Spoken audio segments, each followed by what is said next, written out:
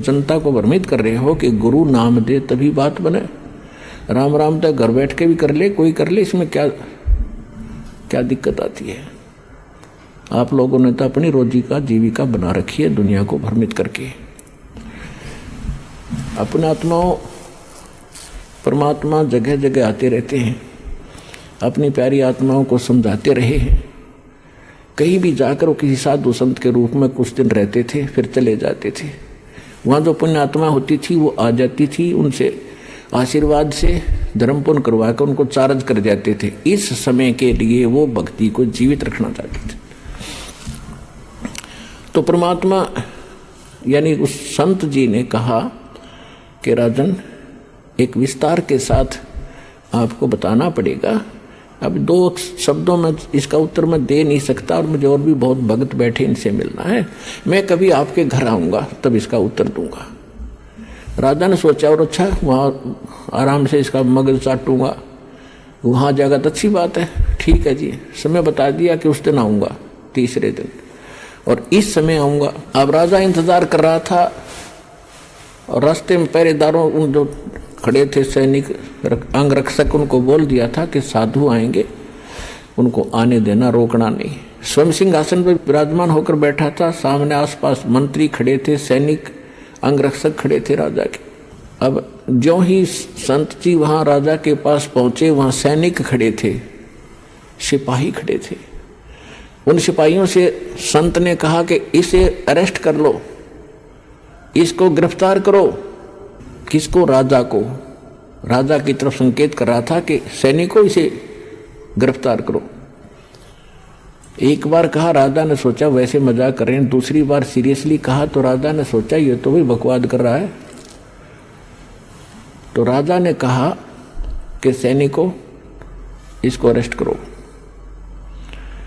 इतना ही कहा था, सैनिकों ने, सिपाहियों ने उस महात्मा को चारों तरफ से जकड़ लिया।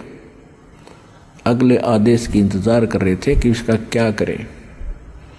तब संत जी ने कहा कि महाराज, आप राजन आए अतिथि का, साधु संत का सत्कार किया करते हैं, कैसे बेइज्जती किया करते हैं।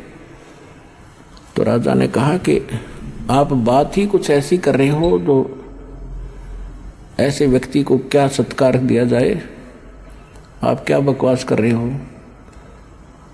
संत जी ने कहा, मैं आपके उस प्रश्न का उत्तर दे रहा हूं जो आपने परसों पूछा था मेरे आश्रम में जाके, कि गुरु जी की क्या आवश्यकता है, भक्ति तो हम खुद भी कर सकते हैं।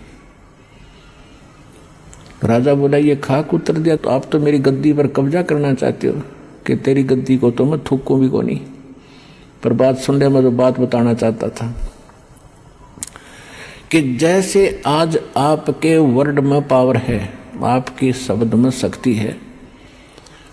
मैंने वही शब्द बोला कि इसे अरेस्ट करो, गिरफ्तार करो, ये सैनिक टस से मस नहीं हुए, और आपने वही शब्द बोले इसे गिरफ्तार करो, इन्होंने 1 सेकंड की देर नहीं करी, तुरंत गति में आगे।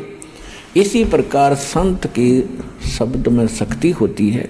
जो वचन वाणी सत्संग वो करेंगे उससे तुरंत असर होता है। उसको आम आदमी बकता रहो, उसे कोई असर नहीं होगा। और यही कारण रहा कि आज तक इन महापुरुषों की वाणी ग्रंथ बनाकर भी लोग जाप करते रहे, इसका पाठ भी करते रहे। कबीर साहिब के कबीर सागर से मूल पाठ बनाकर संध्या, सुबह, दोपहर, शाम करते रहे, उनसे असर नहीं हुआ, क्योंकि वो अधिकारी इसके मुख से नहीं प्राप्त था, आदेश नहीं था। तो अब इस दास को परमात्मा ने भेजा है आपके लिए अधिकारी बना के, और complete in all respect course दे के, और अब आपका पूरे विश्व का कल्याण हो सकता है जब शरण में आके भक्ति करोगे।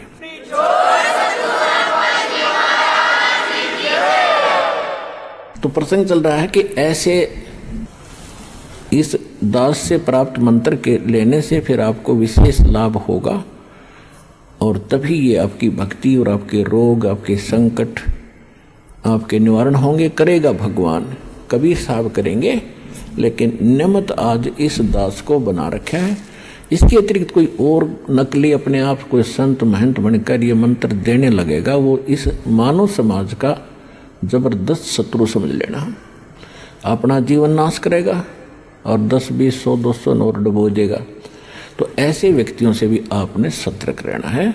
अधिकारी के बिना कोई भी सिंपल आप देख लो, अपने रोज प्रतिदिन के जीवन में देख लो, अनधिकारी से कोई भी आपका सर्टिफिकेट भी अटेस्टेड है वो भी कामयाब ना करे, वो भी काम नहीं दे।